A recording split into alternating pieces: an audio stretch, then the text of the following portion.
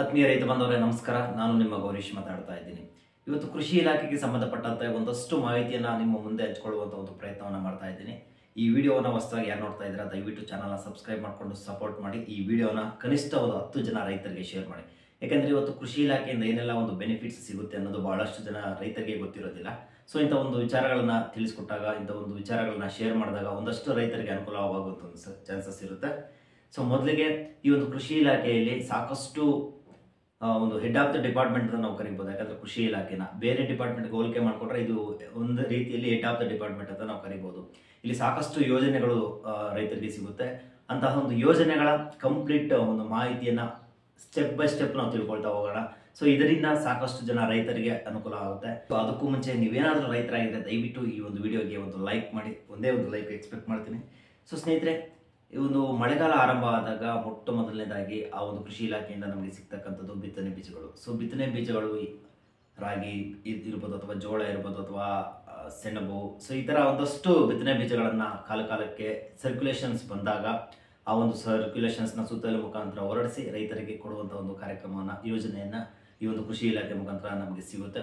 So ಸಾಕಷ್ಟು ಜನರಿಗೆ ಗೊತ್ತಿರೋದಿಲ್ಲ. ಈ ಒಂದು ಸಬ್ಸಿಡಿ ದರದಲ್ಲಿ ಸಿಗುತ್ತೆ, ಅದು ಕೃಷಿ ಇಲಾಖೆಯಿಂದ ಬಿತ್ತನೆ ಬೀಜಗಳು ಸಹ ಸಿಗ್ತವೆ. ಇದಾದ ನಂತರ ಟಾರ್ಪಲಿನ್, ನಾವೇನು ಟಾರ್ಪಲಿನ್ ಅಂತ ನಾವು ಕರಿತೀವಿ, ಸೊ ಪ್ಲಾಸ್ಟಿಕ್ ಟಾರ್ಪಲಿನ್, ಆ ಒಂದು ಟಾರ್ಪಲಿನ್ ಸಹ ಈ ಒಂದು ಕೃಷಿ ಇಲಾಖೆಯಲ್ಲಿ ಸಿಗುತ್ತೆ. ಸೊ ಕೃಷಿ ಇಲಾಖೆಯಲ್ಲಿ ಸಬ್ಸಿಡಿ ಮೊತ್ತ ಅಂತ ಸಿಗುತ್ತೆ. ಸೊ ಸಬ್ಸಿಡಿ ಮೊತ್ತ, ಉಳಿಕೆ ಮೊತ್ತವನ್ನು ನಾವು ಪೇಮೆಂಟ್ ಮಾಡಿ, ಅದು ಒಂದೊಂದು ಕ್ಯಾಟಗರಿಗೆ ಒಂದೊಂದು ರೀತಿಯಲ್ಲಿರುತ್ತೆ.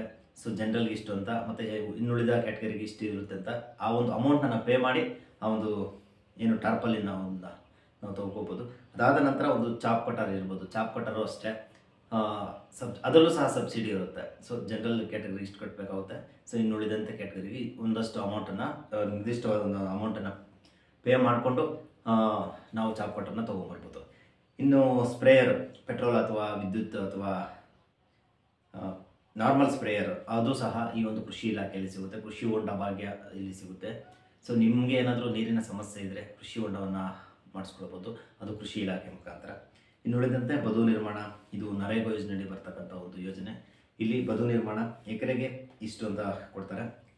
ಎಕರೆಗೆ ಏನಿಲ್ಲ ಅಂದರೂ 17,000 ರೂಪಾಯಿ ಒಂದು ಬದು ನಿರ್ಮಾಣಕ್ಕೆ ಕೊಡ್ತಾರೆ. ಸೊ ಮಳೆಗಾಲದಲ್ಲಿ ಮಳೆ ನೀರೆಲ್ಲ ಒಂದು ಬದು ನೀರು ಒಂದು ಶೇಖರಣೆ ಆಗಿ ಭೂಮಿಯ ಒಂದು ಅಂತರ್ಜಲವನ್ನು ಹೆಚ್ಚಿಸುವಂಥ ಒಂದು ಉದ್ದೇಶ. ಇನ್ನು ಬರಗಾಲಕ್ಕೆ ಸಂಬಂಧಪಟ್ಟಂತೆ ಪರಿಹಾರದ ಹಣ ನಿಮಗೆ ಬರಬೇಕಾದ್ರೆ ನೀವು ಕೃಷಿ ಇಲಾಖೆಗೆ ಭೇಟಿ ಕೊಟ್ಟು ಅಲ್ಲಿ ನಿಮ್ಮ ಒಂದು ಪರಿಹಾರದ ಹಣ ಬಂದಿದೆಯಾ ಇಲ್ವಾ, ಅಥವಾ ಬರಬೇಕಾದ್ರೆ ನಾವೇನು ಮಾಡಬೇಕು ಅನ್ನೋದನ್ನು ವಿತ್ ಡಾಕ್ಯುಮೆಂಟ್ಸ್ ಸಮೇತ ನಾವು ಅಲ್ಲಿ ಸಬ್ಮಿಟ್ ಮಾಡಬೇಕಾಗುತ್ತೆ.